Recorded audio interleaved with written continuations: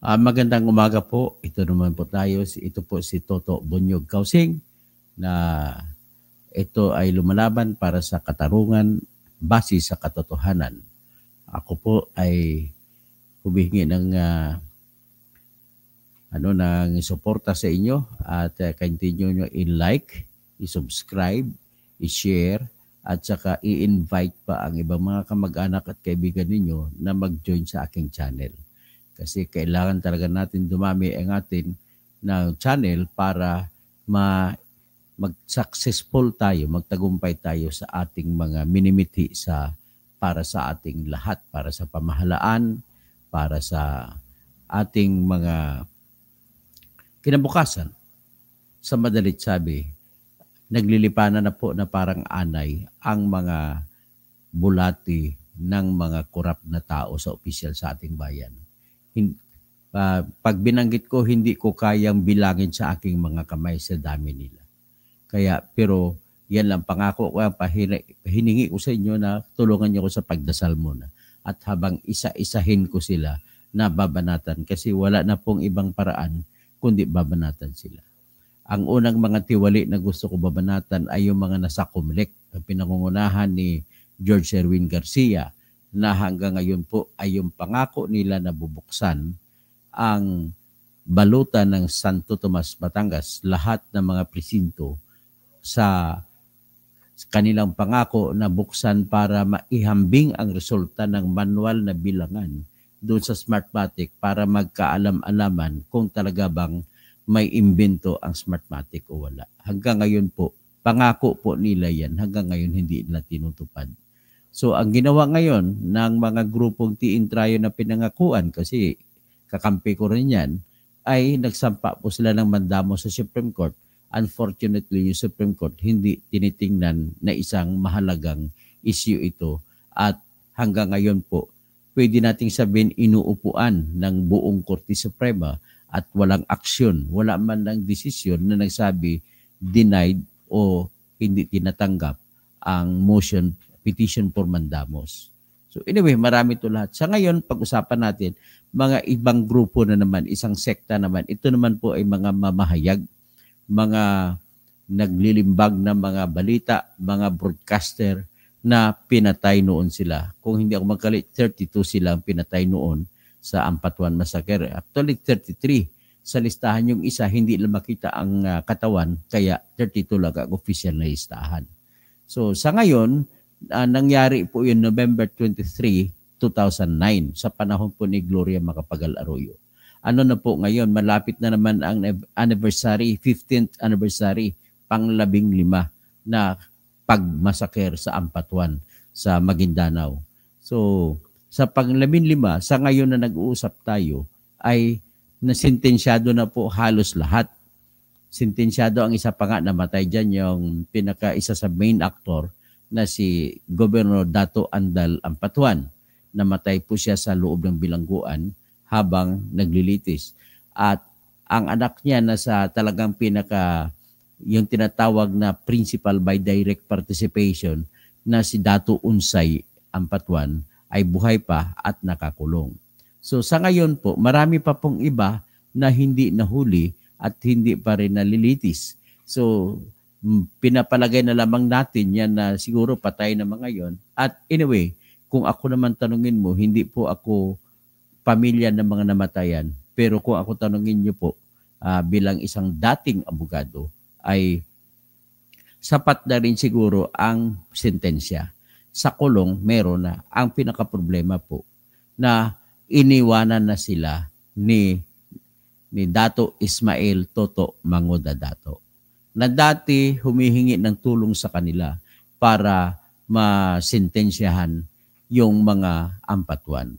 Ang problema po, pagkatapos na masentensyahan na ng Regional Trial Court ng Quezon City, ay iniwanan niya ng tuluyan itong mga pamilya ng mga namatay na mga mamahayag o mga diarista at mga radio commentators. So, isa pang hinihingi nila ay nasaan na ba si Harry Roque, na isa rin na nangako ng tulong sa kanila, na sa ngayon ay hindi man lamang sila tinutulungan. Sa ngayon po, ang problema ng mga ito ay saan sila ngayon pupunta? Wala bang bayad ang pagpatay sa kanilang mga kaanak? Ang problema nila hanggang ngayon ay walang binigay ang pamahalaan na kung meron man na bilang kompensasyon o bilang tulong na pinansyal para sa mga pamilya na iniwan ng mga namatay na mga mediaman, mga broadcaster, mga diarista. So, ngayon, bakit kailangan yan? Ito po kasi nangyari dyan. Sa ngayon po, marami sa kanila ngayon iniwanan ay dati na nagtatrabaho pa dati yung mga mediaman na pinatay, ay umaasa sila doon para sa kanilang buhay. So, ngayon, 15 ng taon na nakaraan na nagkakaroon sana sila ng pag-asa ng masintensyahan itong mga tinatawag na mga guilty, na mga killer, ay wala pa rin nangyari. So ngayon, para mababalik sa alaala natin, nais ko po na ilabas muna yung mga litrato na aking nakalap para maalala natin ang mga trahedya ng nakaraan. Ito.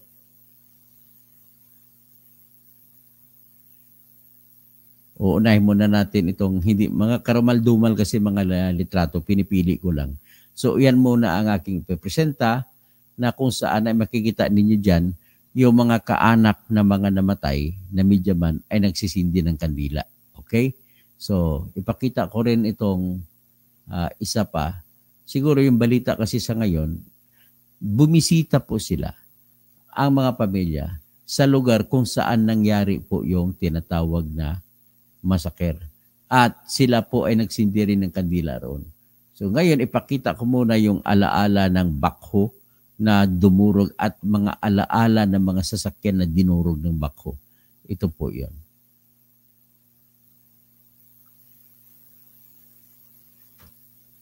So yan. So kung makita nyo, ang sasakyan, durog na durog, dinurog ng bakho. So kumbaga, hinukay na lang ng isa pang bakho para maipakita na ang pagpatay, nakasakay po kasi dyan yung mga broadcaster, saka mga writer, at saka yung dalawang abogadong babae ni Dato Toto Ismael Manguda Dato. So habang nakasakay sila sa sasakyan, ay dinurog ng bakho ang mga sakyan at ibinaon, inilibing. So, ganon kalupit. Walang kasing lupit na ginawa sa buong mundo. Ito ng pinakamalupit na nangyari sa mga mediaman at ito po ata ang bayad nila sa kanilang pagsisidhi na makapagbigay ng tamang balita sa mga kanilang mga nakikinig sa kanila o nagbabasa ng kanilang mga artikulo. Ipakita ko rin po yung iba.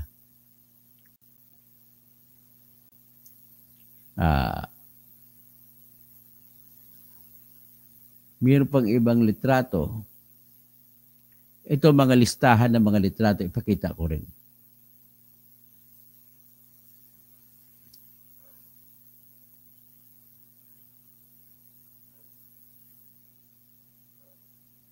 Yan po ang litrato ng mga iba sa mga kwan. Yung mga ibang namatay, yan po ang mga litrato nila. So makita ninyo, ito'y sinulat noong December 19, 2019. Ang nakasulat dito, tomorrow, December 19, 2019, Judge Jocelyn Solis Reyes of Branch 221 of the Regional Tribe of Quezon City will promulgate the rulings on the Ampatuan Massacre after 9 years of trial. So the case called the attention of press organizations in the Philippines and international media groups. The killings that occurred on November 23, 2009 were described as the deadliest strike against the press in history. The massacre underscored the dangers to journalists in the Philippines as advocates for press freedom and justice have focused on the months and years of trial. The trial and the facts of the case. On November 23, 2009, 58 persons were killed in Ampatuan Town sa Maguindanao Province. Tagalogin na lang natin. Noong November 23, 2009, 58 ang pinatay noon sa Maguindanao Province, sa bayan ng Ampatuan. Ang mga biktima ay nakalista dito, sabi ko na 33, pero 32 lang ang mga media na nakalagay.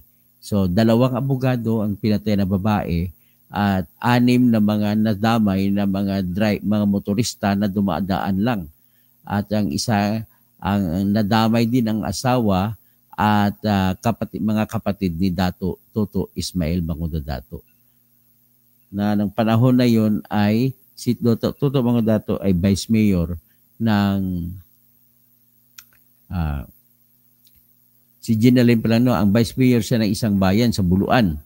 So ngayon, ang nangyari niyan, nagmamaneho sila ng convoys, nagkukonvoy sila para magsampa ng Certificate of Candidacy ni Dato Ismael Toto Mangundo Dato sa pagkagobernador ng Maguindanao.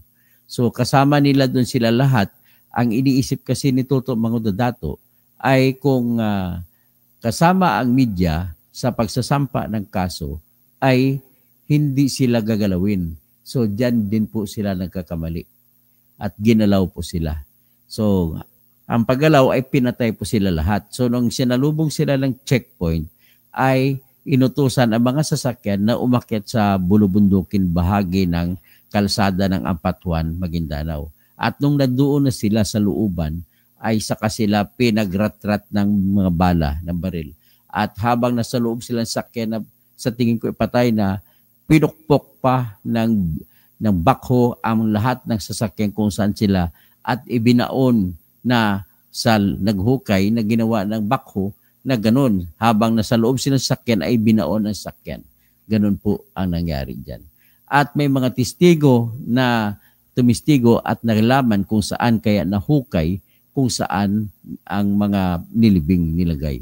So, nakita natin ang katarungan sa kanila nito ay 10 taon bago dumating. Pero sa ngayon, hindi pa rin nila sinasabi na nakakuha sila ng tuluyan ng katarungan. Kasi po yung utos ng korte na magbabayad yung Ampatuan ay hindi pa nila nakukuha. Ngayon, kung ganon, ang tanong, may pambabayad ba ang mga Ampatuan? Ang sagot, mayroon po. Kasi marami silang mansyon doon sa Ampatuan. So, pwedeng ibenta yun na utos sa utos ng korte at ipamimigay sa lahat ng mga biktima. But then, ang problema po nito, ang humahawak po ng kaso niyan ay yung Department of Justice o pamahalaan natin. At tila baga walang ginagawa yung mga prosecutor ni Boyeng Rimulya na trabaho nila yan na dapat gagawin. So bakit hindi nila tinatawag? Ikaw naman Harry Roque, ikaw ang abogado ng mga ito. Isa ikaw sa mga abogado dahil kayo po ay tumayo bilang abogado maliban pa sa katotohanan na ang nagpipresenta ng mga ebidensya ay mga Department of Justice na mga abogado. Pero ikaw may obligasyon na para hagilapin ang mga bayad sa kanila kasi ikaw nag-abogado para sa tinatawag na bayad sa mga namatay, bayad sa pamilya ng mga namatay. Pero hanggang ngayon, nasaan ka ba? Imbis na ang ginawa mo, tinapos mo yung trabahong ito, ito'y isang unfinished business ni Harry Roque. Dahil dito ay hindi mo binigyan ng pagkakataon ito, baka pwede kang madisbar dito, Mr. Harry Roque. Sa ginagawa mo, iniwan mo yung mga kliyente mo sa ere. Mas ginusto mo na asip kasuhin yung problema mo sa Pogo, ikaw ay tumakbo. Kasi ang iniisip ko, kung bakit ka tumakbo? Kasi wala ka naman sanang problema kung talagang maayos ang papel ng mga lupa mo. Ibig sabihin, kung tumakbo ka, ayaw mo po na masita ka at madiscover, ayaw mo madiscover na ang yung mga lupa na 400 hectares diyan sa Barangay Biaan, diyan sa Mariveles, Bataan, ay madiscover na nanggaling pala sa Pugo ang pera na ginamit sa pagbibili ng lupang yan. Kaya ikaw, Harry Roque, ang problema nito, paano mo ngayon, wala kang karapatan magkomenta-komenta sa ngayon sapagkat hindi mo nga maayos muna ang iyong sarili. Okay? So, hinihingi ko po kay Boyeng Rimulya na bigyan nyo po, gawa nyo po ng pamaraan sa pamamagitan ng iyong mga state prosecutors na humawak ng kasong ito na mababayaran na ang mga kaanak ng mga lahat ng pinatay. Ladies and gentlemen, dapat nyo po malaman, ang tanging kakampi lamang ng bayan kahit saan bansa ay yung mga media. Itong mga media po ay hindi po sila empleyado ng gobyerno. Wala po silang sweldo sa gobyerno. Pero bakit nila ginugugol ang oras nila sa pagre-report? Sa pagre-report po sa mga pangyayari, sa pagbibigay ng komento sa lahat ng mga nangyayari at lahat ng mga nakikita na ginagawa ng mga opisyal na tiwali. Yan po ang nakakatulong sa bayan natin. Sila po ay walang sweldo. Dapat nga ba natin silang saluduhan? Nasa inyo po yan kung gusto nyo saluduhan. Dapat nga ba natin silang ipagdasal para makakakita naman ng katarungan? Tanging katarungan lamang hinihingi nila. Hindi po sila nang hihingi ng sweldo o ng retirement pay o pension mula sa ating pamahalaan. Sila po ay mga media-man na totoong tao na namatay lamang ng dahil sa kapritso ni Dato Ismail Toto Mangudadato. Ikaw naman, Dato Toto Mangudadato, wala ka talagang utang na loob. Namatay ang asawa mo dyan, namatay itong mga media na ito. Ikaw ang dahilan, ikaw ang nangako sa kanila na tutulungan mo sila. At ikaw rin ang nangako, nanghingi ng protection sa kanila. Pumayag sila na sumama sa mga convoy na magsasampa ng kandidatura pagka-gobernador ng Maguindanao. Pero hindi mo ini-expect, pero kahit hindi mo in-expect, sinisiguro mo sa kanila na walang mangyayaring masama. Ito ngayon, may nangyaring masama. Namatay sila. Actually, 33, lahat ang namatay dyan. Kami naman noong panahon na yun, nung nangyari yan, ay presidente ng National Press Club noon si Roy Mabasa na kapatid ni Percy Lapid. Ang ginawa namin dyan, gumawa kami na lahat ng paraan at ang isa sa mga ginawa namin na nakatulong dyan ay successfully nagpetition kami sa Supreme Court na ang paglalatag ng mga ebidensya o di kaya paglilitis ay gagawing public trial. Kaya ang nangyari, nag-utos ang Supreme Court na habang nagpipresenta ng ebidensya sa loob ng korte at ang korte nito sa Branch 221 ay special na dinala doon sa BGMP sa Taguig at doon nag-set up ng court. Pag set up ng court, kinukunan ng video ang pangyayari sa loob at merong malaking TV sa labas at doon na kumukuha ng connection para ila-live ng mga TV. So nakita ninyo na ang isang mga mga ginagawa o gawaing bayan, kung iyon po ay nakikita ng buong madla, ay tapat ang judge sa pagdesisyon. So nagiging tapat ang judge dito na sentensyahan po ng ilang reclusion perpetua itong mga tao na nagiging dahilan sa pagkapatay ng mga taong ito. So ang akin lang pong hinihiling sa ngayon, dapat na rin siguro, nananawagan na ako sa lahat ng mga senador. Dapat nga, kaya ako dapat mag-senador lahat ng mga congressman. Siguro, sapat na rin naman siguro na bibigyan nyo ng katarungan ng mga sakripisyong buhay nitong mga 33 na mga mediamen na pinatay doon sa Patuan Massacre sa pamamagitan ng pagpatlabas ng isang batas na kung saan tanggalin nyo na ang parusang libel sa lahat ng mga kahit journalist lang. O lahat na. Kasi bakit?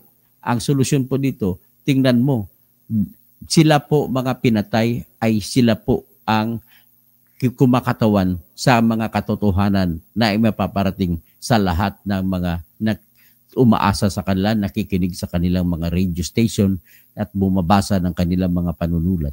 So ngayon, kasalanan ba nila yung gano'n? Gumagawa sila ng mga report lang kung ano pangyayari. At pangdagdag sa report, ang isang gawain ng mga journalist ay magbibigay ng mga komentaryo. So kasalanan ba yan? At hindi nyo, dapat bang ipakulong yung mga taong ganun? Yung pagkakamali sa katotohanan, kung minsan nagkakamali, ang mga yan ay nagbibiktima rin sila ng tinatawag na kuryente. Nagkataon na ang nireport pala nila ay hindi totoo.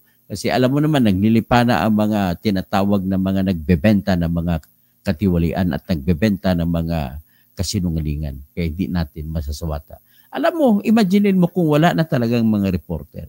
Kompleto na kakainin na lang kayo ng mga kurap na kagaya ng mga buaya, hindi lang buaya, dragon na si Elizalde ng Ako Bukol Party List. Lahat na lang ng pera siya ngayon ang nagmamando kung sinong mga probinsya o sinong mga tao ang pagbibigyan ng budget o ng pera na mula sa House of Representatives at mula sa Senado. Natatalo pa niya yung mga senador. Kagaya niya nung pinasingit niya sa pundo ang 12 billion pesos na may plebisito kuno para sa COMELEC pero wala namang plebisito. Bakit niya siningit? Yung napakalaking kasalanan niya ginagawa niya dyan. At ang pangalawang siningit niya, yung AKAP funds. Wala namang pong batas na ginawa para magkaroon ng AKAP funds pero pinasingit niya. Tapos wala namang batas na ginawa para sa 176 billion pesos na proyekto sa DPWH pero pinasingit niya. Ito po yung mga kasalanan ni Elizalde na hindi naman niya gagawin kung hindi, wala sa likod niya si Tambaluslos Romualdez Marcos. Romualdez, hindi si Marcos.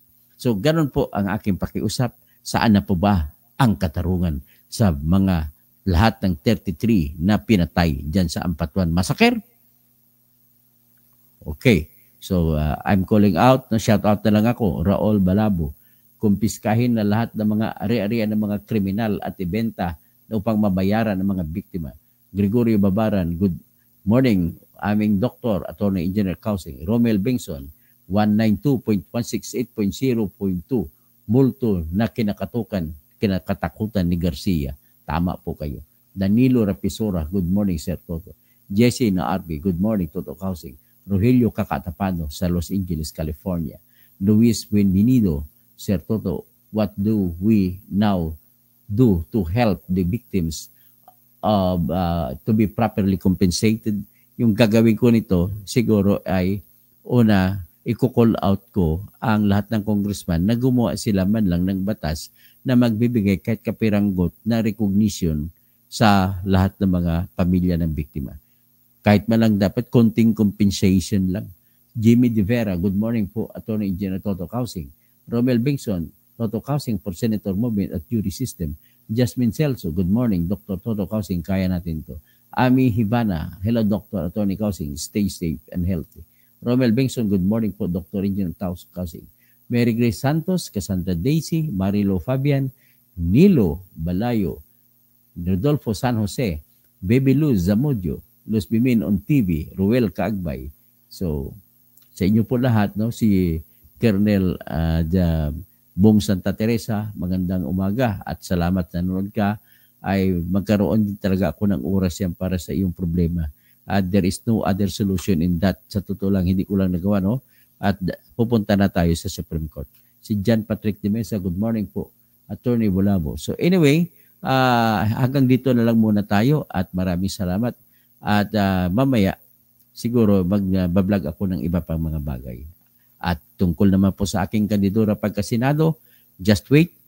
And sigurado, mananaig ako dito hanggat sa dulo. Okay? So, magandang umaga, Janet Pardo, Teresita Kalagi, Dr.